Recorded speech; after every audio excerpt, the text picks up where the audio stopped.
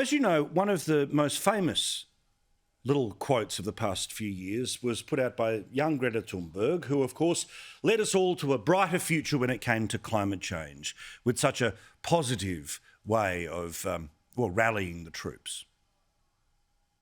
Yet you all come to us young people for hope. How dare you?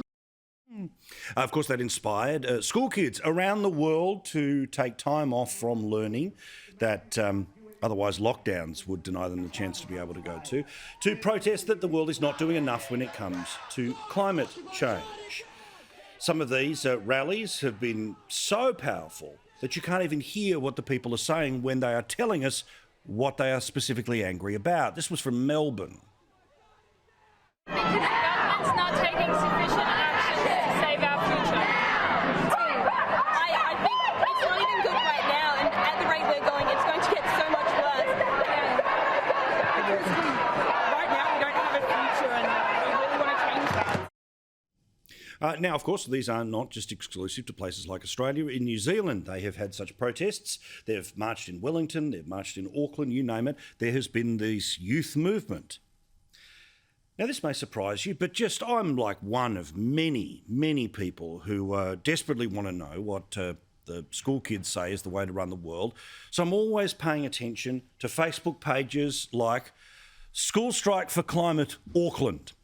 So I was a little surprised today to learn that the people who organised the rally of the school kids for climate action in Auckland has announced today on Facebook that they are disbanding as an organisation.